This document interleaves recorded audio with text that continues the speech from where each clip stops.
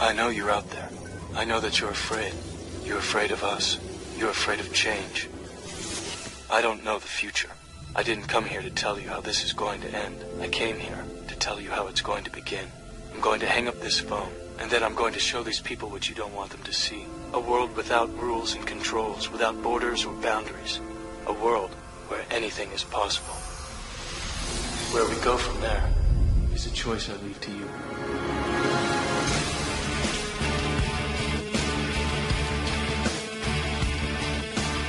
The KrisAnne Hall Show. Any varmint that crosses that lady's path has met its match.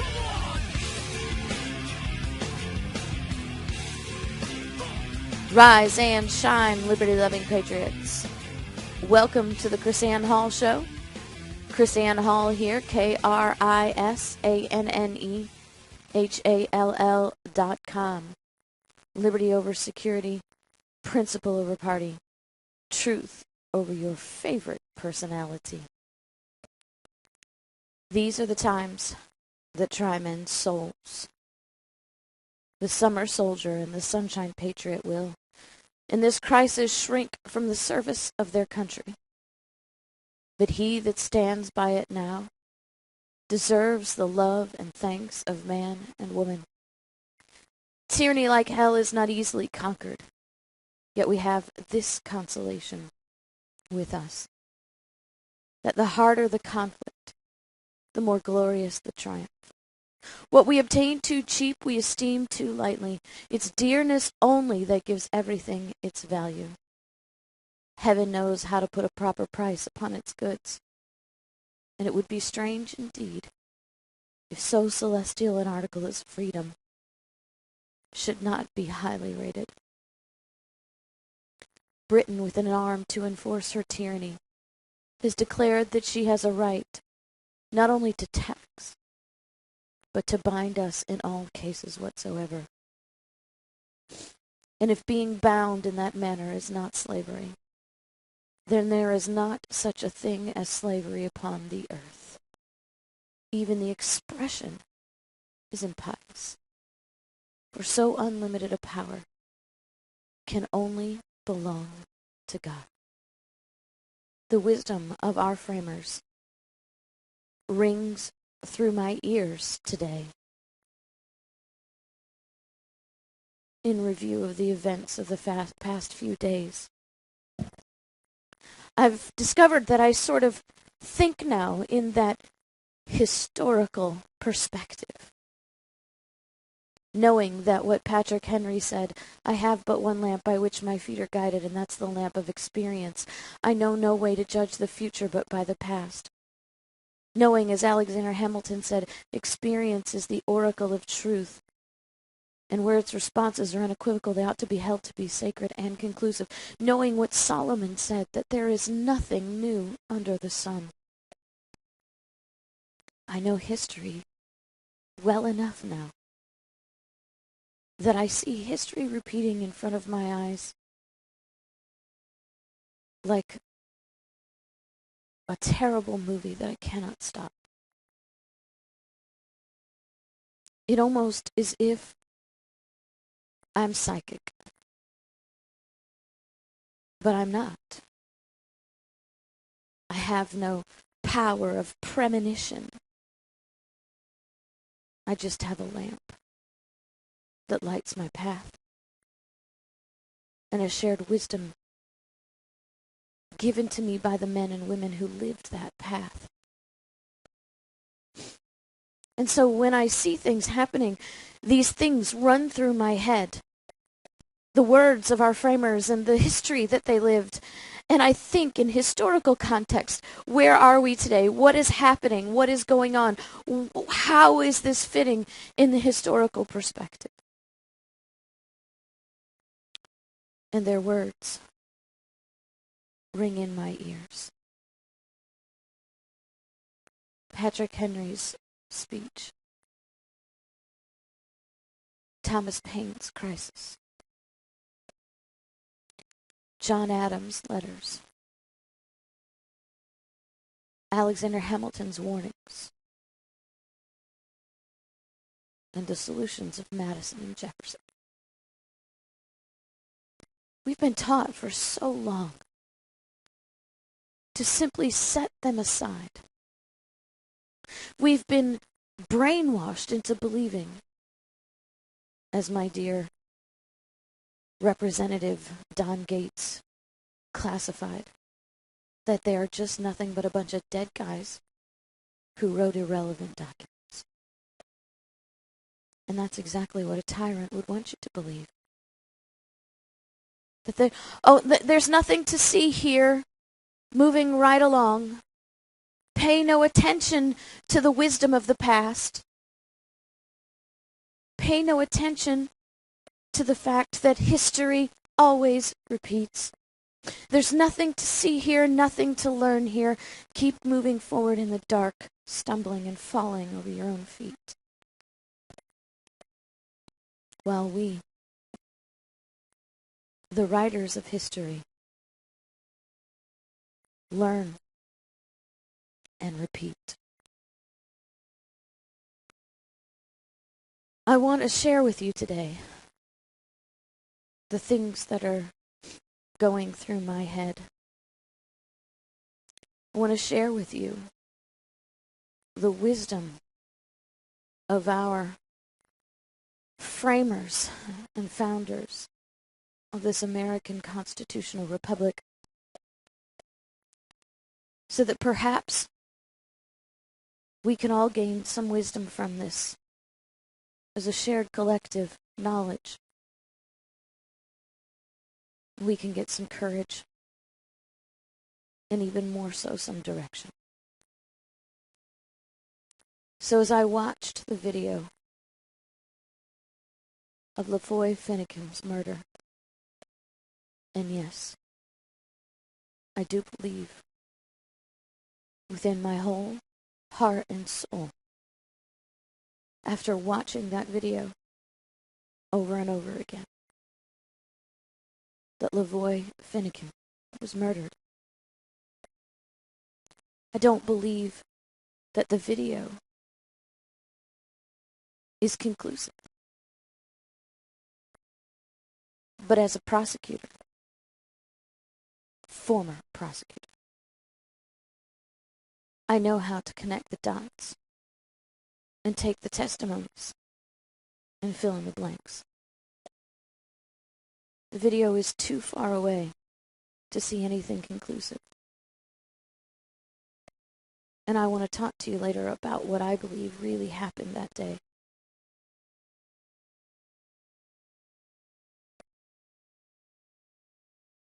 But first, I want to give some wisdom. Patrick Henry said in his speech, "Give me liberty or give me death." This is March 5th, 1775. "I have but one lamp by which my feet are guided, and that is the lamp of experience. I know no way of judging the future, but by the past. And judging by the past, I wish to know what there has been in the conduct of the British ministry for the last 10 years to justify those hopes with which gentlemen have been pleased to solace themselves. And the House? Is it that insidious smile with which our petition has been lately received? Trust it not, sir, it will prove a snare to your feet. Suffer not yourselves to be betrayed." With a kiss. Ask yourselves how this gracious reception of our petition comports with these warlike preparations which cover our waters and darken our land, our fleets and armies necessary to a work of love and reconciliation. Have we shown ourselves so unwilling to be reconciled that force must be called in to win back our love? Let us not deceive ourselves, sir. These are the implements of war and subjugation, the last arguments to which kings resort. I ask gentlemen, sir, what means this martial array, if it purpose be not to force us to submission? Can gentlemen assign any other possible motive? You see, I think the conclusions of the video are beside the point. They let these people move around the town unimpeded, on and off the refuge for weeks. If the FBI wanted a peaceful end, they could have blocked it off and waited them out. They didn't have to let supplies come in. They didn't have to let people go out. They could have blocked it off. My goodness, that's what they did in the end, didn't they? They blocked off 60 stinking miles of road. They could have blocked off all access to the refuge and literally starved them out. They did not want peace.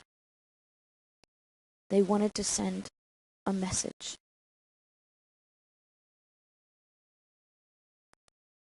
And I ask,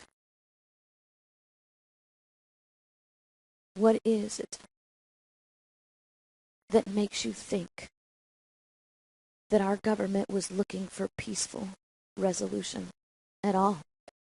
You saw the videos on YouTube of the people from the refuge going to the FBI, actually walking up to them, wanting peaceful resolution, opening a dialogue. So where was the peaceful resolution?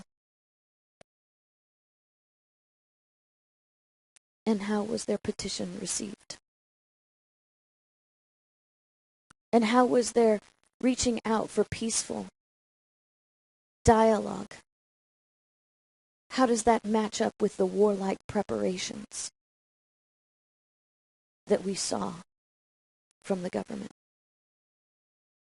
Did they show themselves so unwilling to be reconciled that the federal government thought force must be called in to win back their love? Were these the mechanisms of love, or were these the implementations of war and subjugation? They were not looking for peace. They were looking for an example to force the people into submission.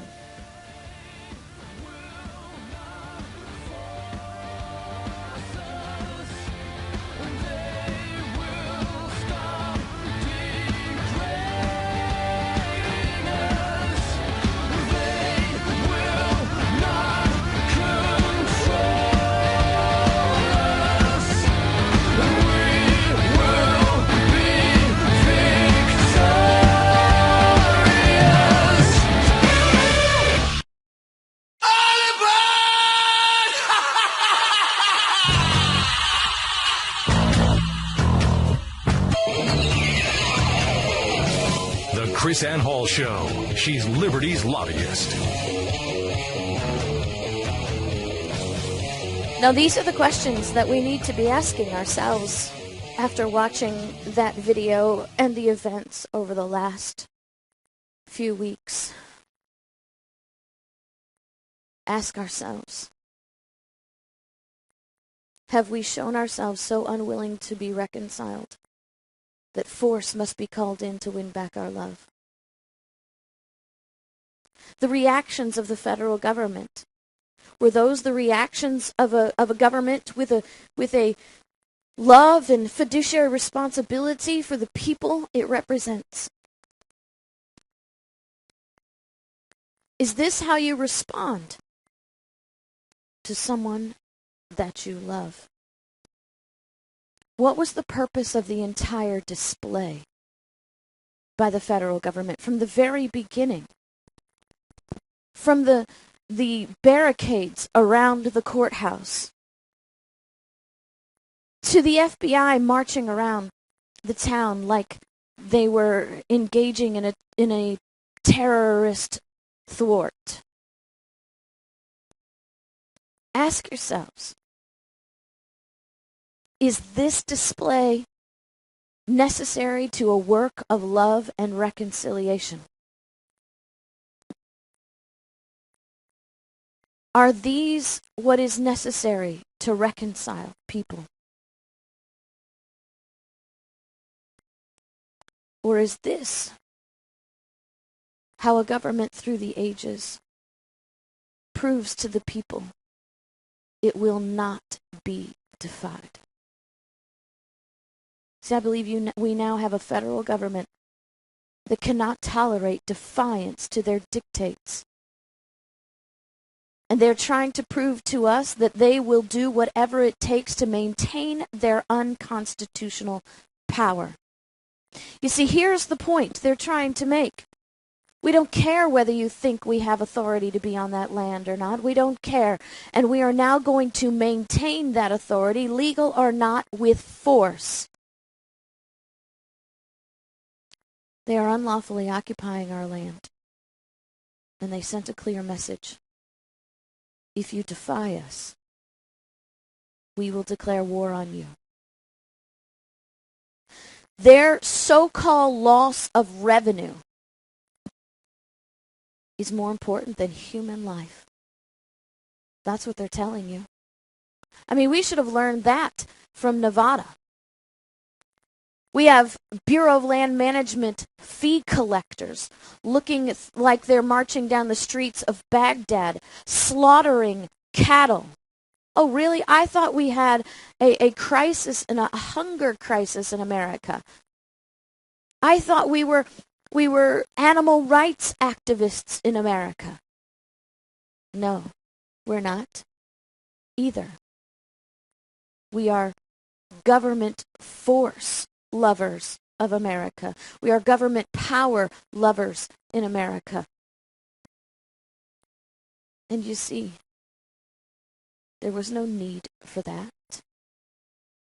There was no purpose for that, other than to evoke fear in the hearts of the people to get them to bow in submission. Their so-called loss of revenue is more important than any life. And the pretense of them losing money, I hardly can say this out loud. The pretense of them losing money over a building in the middle of nowhere that serves no purpose whatsoever is enough to start a gun battle. What was lost? What was at risk? Let's look at this. What exactly was lost by the federal government? What was at risk that they had to ambush these people and set about to execute them? I don't know how anybody can look at that video and see any other thing. You can argue about whether Lavoie was reaching for a gun or not. But the bottom line is this. They had all sides of that road loaded up with people who were armed, hidden in trees. And once Lavoie was down, they opened fire on that vehicle. There were no shots fired from that vehicle. There was no threat from that vehicle. They opened fire on that vehicle in an attempt to murder everybody inside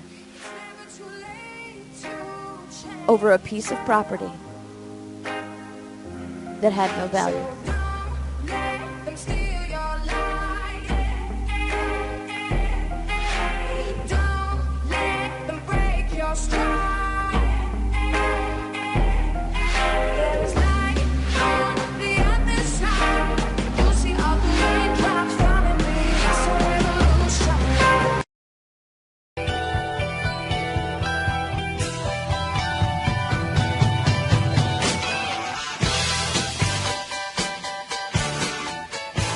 The KrisAnne Hall Show.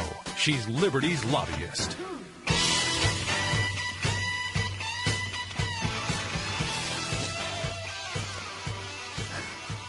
Here's the other question we should ask. What sort of training teaches law enforcement to fire indiscriminately into a crashed vehicle that has its doors pinned shut by snow? I'm asking you the questions that Patrick Henry is screaming through the ages. I ask you, what means this martial array? if its purpose be not to force us into submission? Can gentlemen assign any other possible motive for us? They did not release that video to clear their names. That video clears nothing. That video creates more questions than it does clear anything. That video was a martial array. That video was a message to the people. We will protect what is unlawfully ours at all costs, and we have no respect for life, liberty, or property. Now, what sort of training teaches law enforcement to fire indiscriminately into a crashed vehicle that has its doors pinned shut by the snow? Did they think the truck was going to grow teeth and eat them? So they had to put it down? You see, can you assign any other meaning? Patrick Henry says, no, sir. There is none. Their displays are meant for us. They can be meant for no other. They are sent over to bind and rivet upon us those chains which they have been forging for so long. You know, these things, again, have their advantages, and we have the opportunity to learn from them. Thomas Paine wrote a series of documents called The American Crisis. And on December 23rd, 1776, his first installation of The American Crisis, he says this. He says that crises actually have a benefit. And I want to read to you these exact words, and I want you to think about these things. Think about this lamp that is being shown in front of us. We don't have to wonder what to do. He says, "'Tis surprising to see how rapidly a panic will sometimes run through a country. All nations and ages have been subject to them. Britain has trembled like an ague at the report of a French fleet of flat-bottomed boats, and in the 14th or 15th century, the whole English army, after ravaging the kingdom of France, was driven back like men petrified with fear, and this brave exploit was performed by a few broken forces collected and headed by a woman, Joan of Arc. Would that heaven might inspire some Jersey maid to spirit up her countrymen and save her fair fellow sufferers from the ravage and ravishment. Yet panics, in some cases, have their uses. They produce as much good as hurt. Their duration is always short. The mind soon grows through them and acquires a firmer habit than before. But their peculiar advantage is this, that they are the touchstones of sincerity and hypocrisy, and bring things and men to light which might otherwise have lain forever undiscovered. In fact, they have the same effect on secret traitors, which an imaginary apparition would have upon a private murderer. They sift out the hidden thoughts of man and hold them up in public to the world. Many a disguised Tory has lately shown his head, and that shall penitentially solemnize with curses the day on which Howe arrived upon the Delaware. You see, this is a learning experience for us. Patrick Henry's words and Thomas Paine's wisdom to look at these things in light, to identify the secret traitors, to identify those with sincerity and those full of hypocrisy. Are these the actions of a government that wants life, liberty, and the pursuit of happiness? Or are these the actions of a hypocrite who speaks peace and responds with force. So the question then is this: what do we do now? Where do we go from here? Because I think there are things that we need to learn from this. I have watched this video, and I will tell you, in my humble opinion, I believe, and we know for fact, that Lavoy Finnegan was shot more than once. And we will never know where exactly until the body is returned to the family. And I wonder, in what condition will he be returned? You see, I believe Lavoy was not reaching for a gun when they say he was reaching for a gun. I believe that he'd already been shot. Watch the people around him. There were shots fired. People ducking and running for cover. Now, this is just my opinion, and you can watch and make your own opinions. But I want you to hear my heart and know where I'm coming from today. Given the dynamics of the testimony from the people in the vehicle watching and the video, put them together. They said he was on his knees. He was not on his knees. He was on 3 feet of snow. The snow was up to his knees.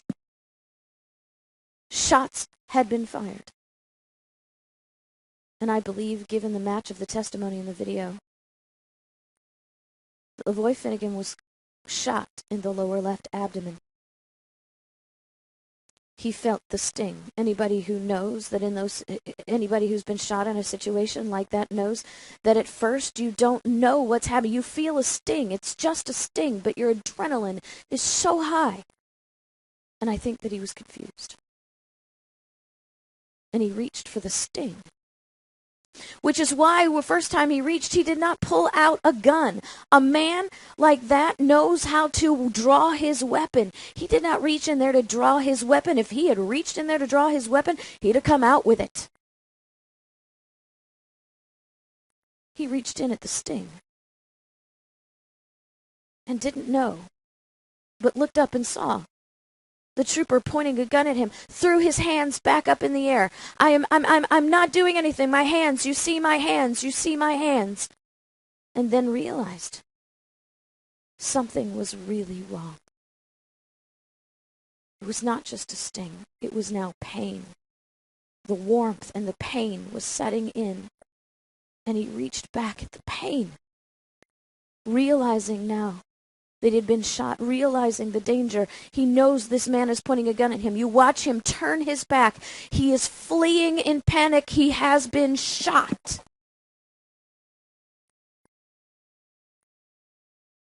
And then he's shot in the back. And the question is, will we ever know the truth? And what do we learn from this? We learn that we have a government that is not interested in due process. I'll remind you that the government is forbidden to take life without due process. And that even if they are charged with a crime, they have an inalienable right to a trial of a jury of their peers. Lavoy Finnegan will never get a trial, because that day the government played judge, jury, and executioner. Our government has decided that an empty building that had no source of revenue whatsoever, had no real purpose at all, was more valuable than that man's life. So what do we do now? I pray to God that we have the wisdom of our framers in this. People are always asking me, where are we, KrisAnne, in history? You know history, you know that it repeats. Where do you think we are? In my humble opinion, we just repeated March 5th, 1770. We are not 1776 yet. America is not ready for 1776. Let me repeat that. As much as our hearts are aching and our angers are fired, we are not ready for 1776. There is too much ignorance in America that too many of the people do not understand why they were even there. Too many people do not understand that the federal government has no authority to own the land, and that peaceful protest, the examples of Martin Luther King and Mahatma Gandhi, are exactly what we need to do to gain back our property and our rights. What do we do now? We must be more diligent and vigilant with education. We must educate on the proper placement of power in the federal government. We must teach people. We must have committees of correspondence who are willing to teach at all costs. And we must have open ears and willing hearts to the truth. We must take this crisis and expose the hypocrites, but we must take this crisis and fortify those who love liberty. This is not 1776. We are not ready to take up arms. The weapon of my choice, don't censor my voice. Hate me if you want, or love me if you can. If the truth is what you want, then you found your man. I ain't backing down, I ain't backing up. If you think like I think, then crack it on up. I won't back up, I don't back down. I've been raised up to stand my ground. Take my job, but not my guns. Tax my check till I ain't got none. Except for the good Lord up above. I answer to no one.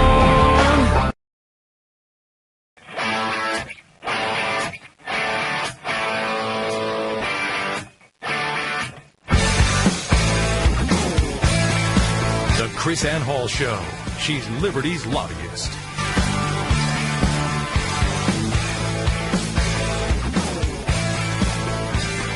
We must teach, we must learn, and we must infuse the people with the courage to take the stand that is necessary.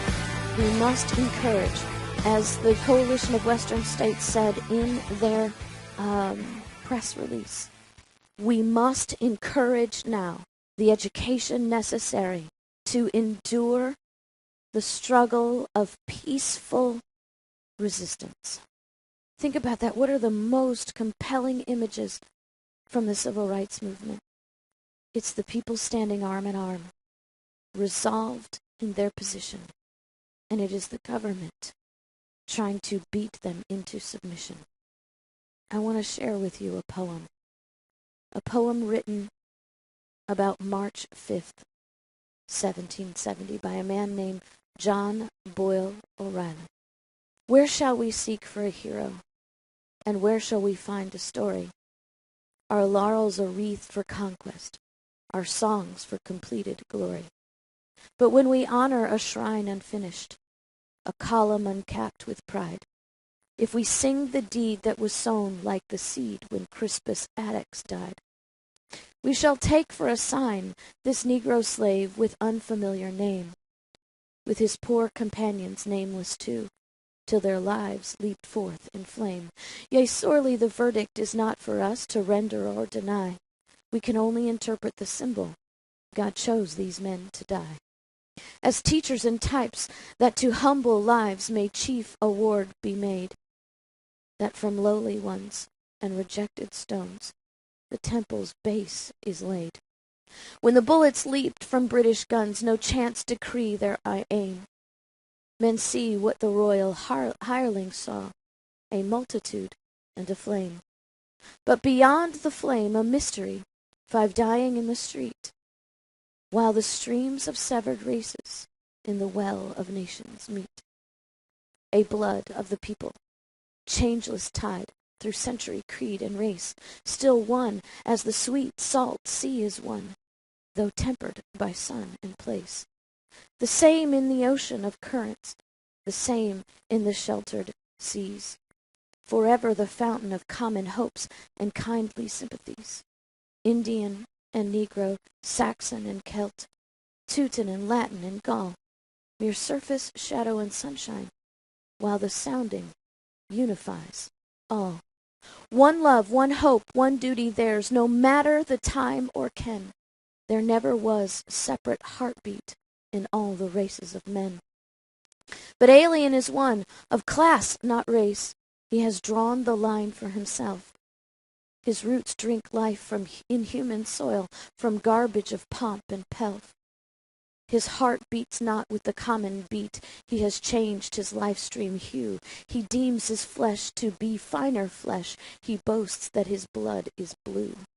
Patrician, aristocrat, Tory, whatever his age or name, to the people's rights and liberties, a traitor ever the same.